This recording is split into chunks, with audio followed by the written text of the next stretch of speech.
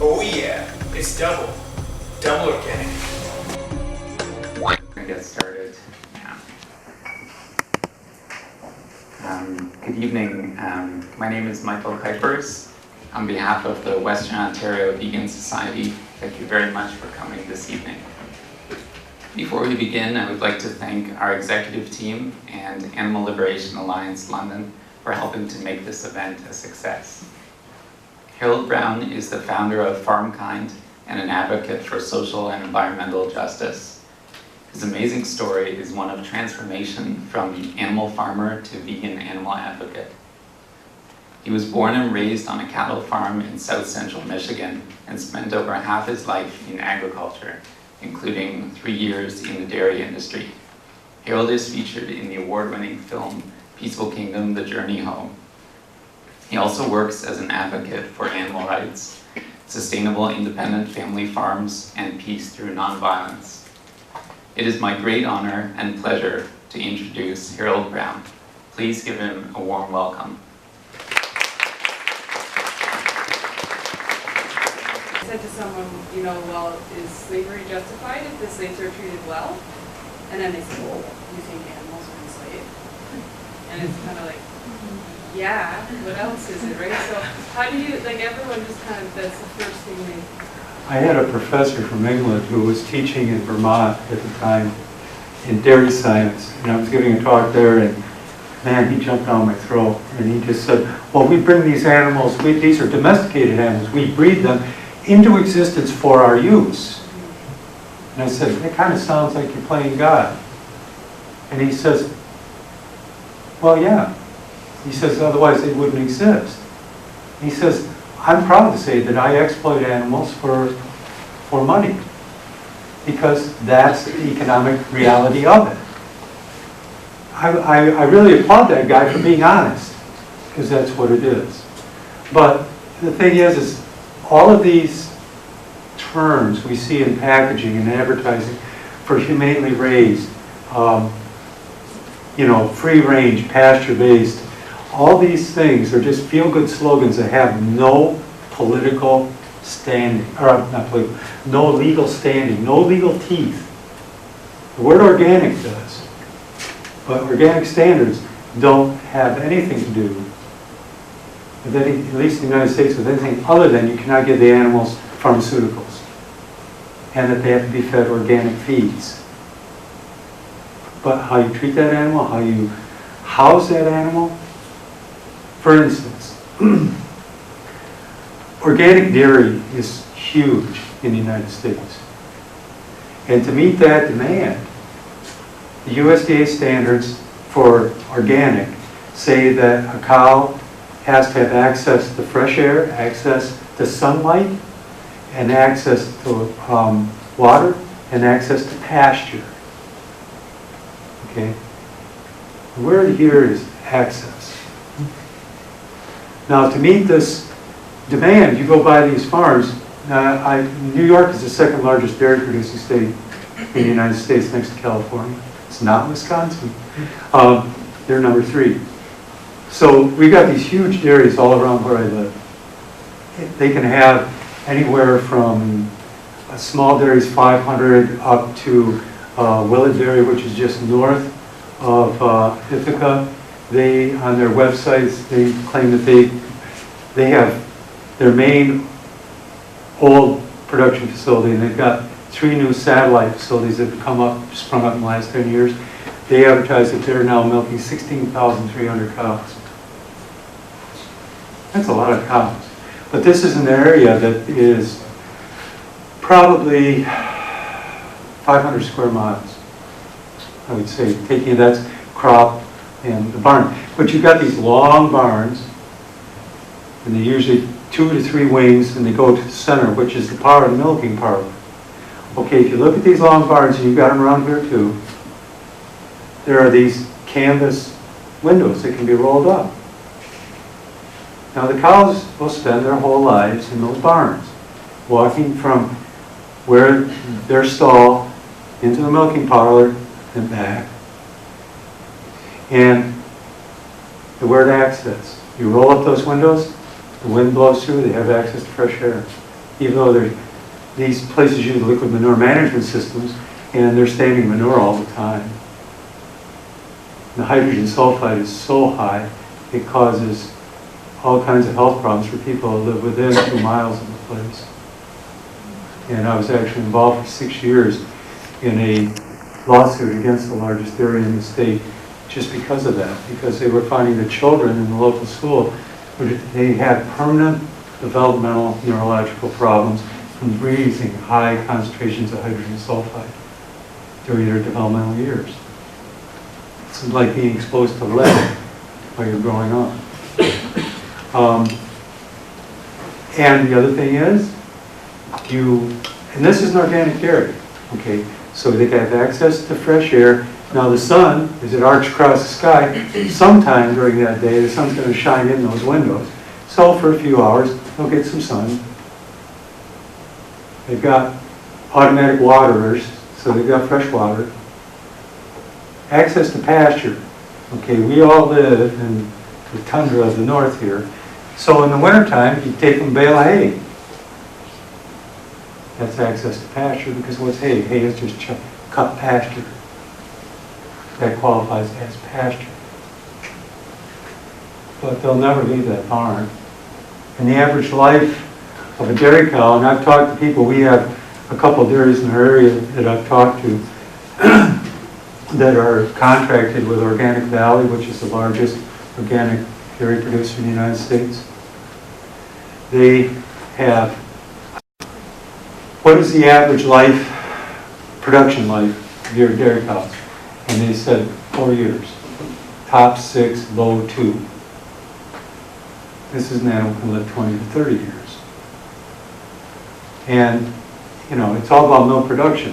And they have anklets. They have criminals wear. And what it does is it monitors which cow's going in. It's got a code. It's putting out the signal. Which cow's going in, what stall it's in, how many pounds of milk it's producing at each milking.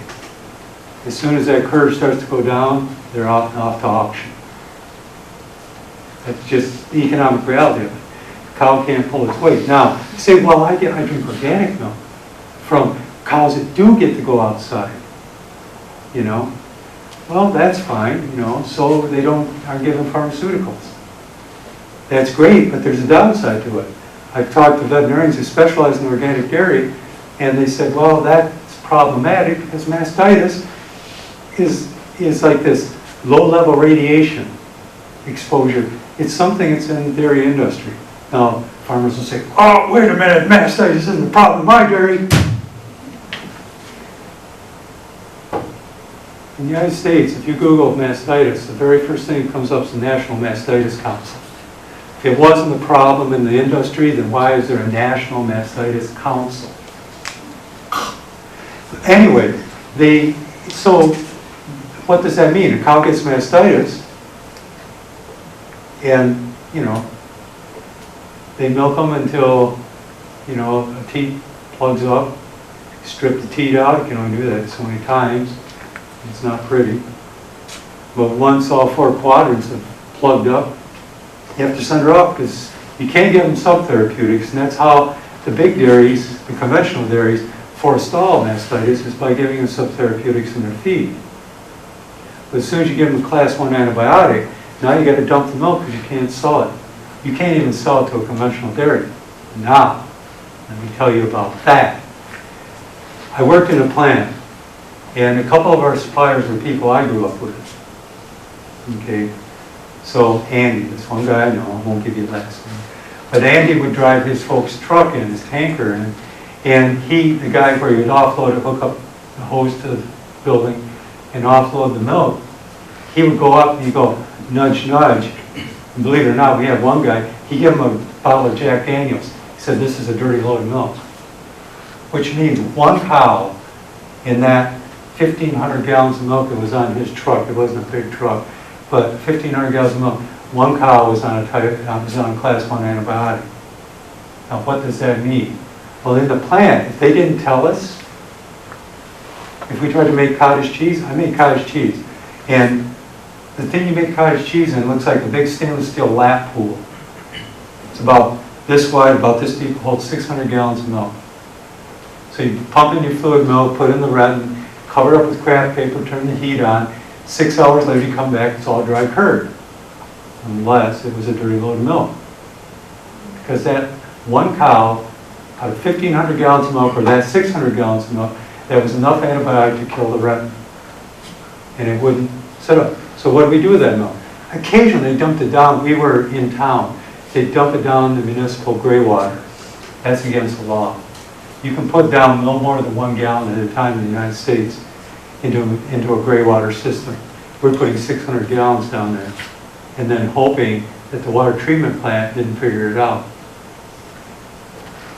But when they were afraid that we were going to get in trouble for it, we put it into half pints and we sent it off to the biggest employer in our town, the state prison. And we gave it to the prisoners. So here's the milk, it's loaded with antibiotics, and who knows, maybe the guys, they get some infectious disease because they were drinking this milk. But the point is, it's milk not fit for human consumption, but we were giving it to them, to the prison. I watch this happen all the time.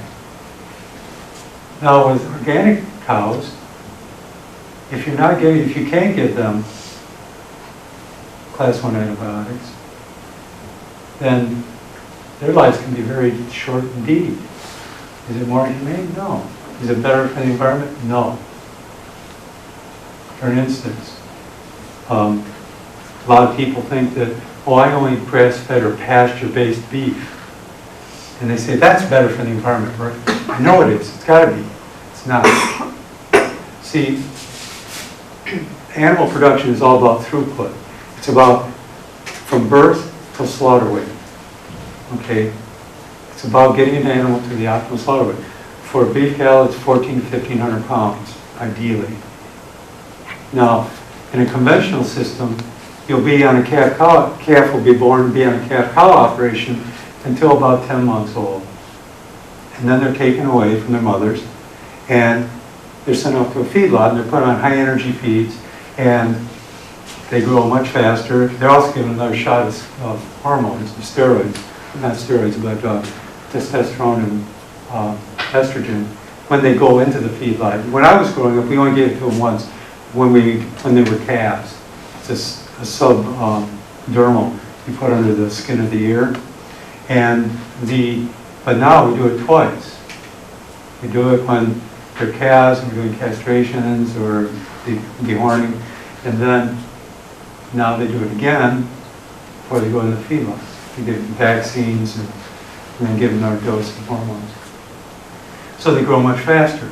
So now they can get them to slaughter weight in about 13, 14 months. Okay. Again, we're talking about an animal can live 20 to 30 years.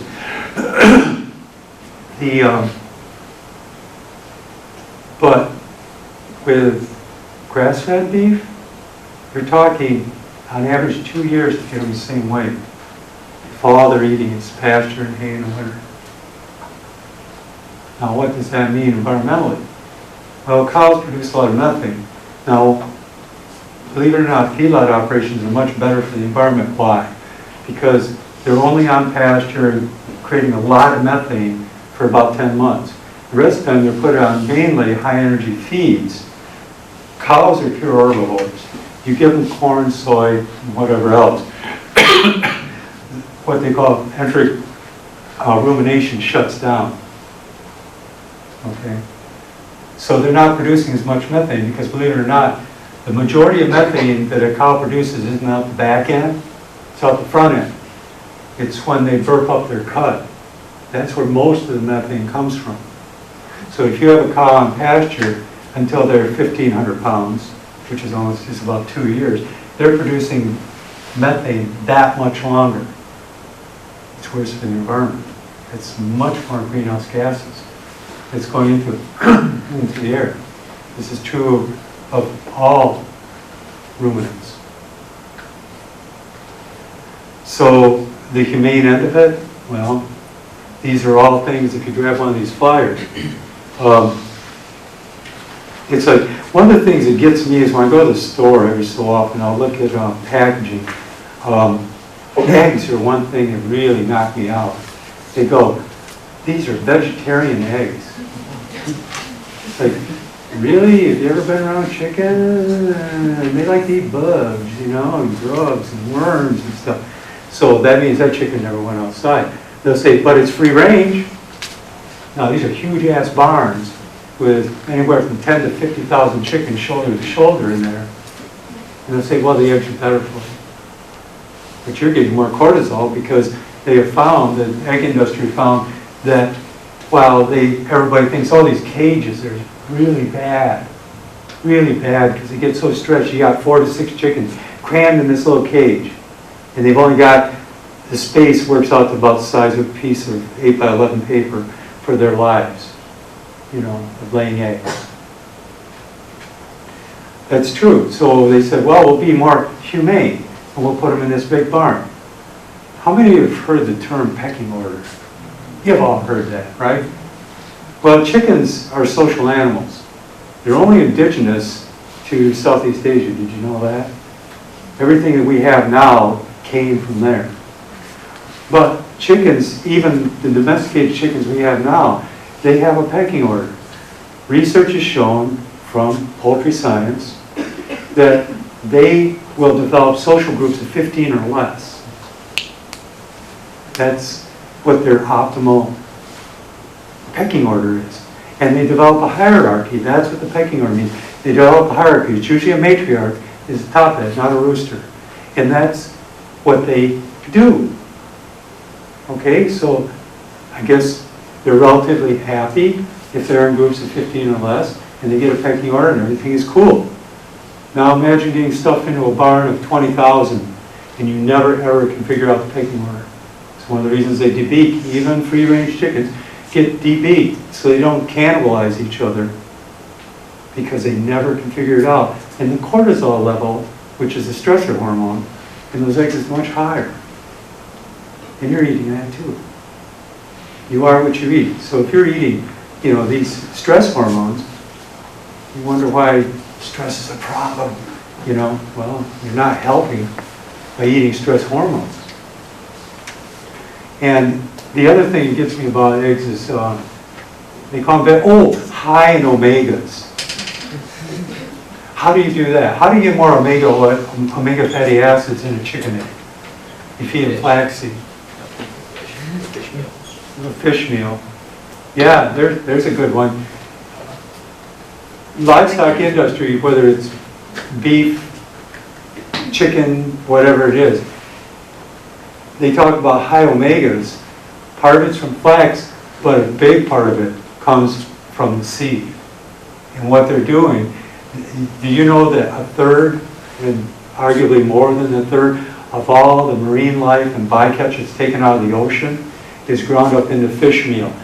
Just do a Google search on fish meal. And you'll find out that Scotland and China are the 2 biggest producers of fish meal in the world. And we turn around and turn it into high protein feed supplements for livestock. And we wonder why we have the problems we do and why we see all fisheries on the planet are in collapse. It's because we're dredging the oceans for everything we can get. And we're feeding it to farm animals. By and large, if it isn't going for feeds directly, it's going for fertilizer, fish meal for fertilizer. Oh yeah, it's double organic. Did you know I offer raw food coaching? Comment, like, share, and subscribe. Got epic recipes, fitness, and raw food motivation. Connect with me on Facebook, Instagram, and of course, YouTube. Whoa, look at all those recipes. Those look tasty. Give me some of that.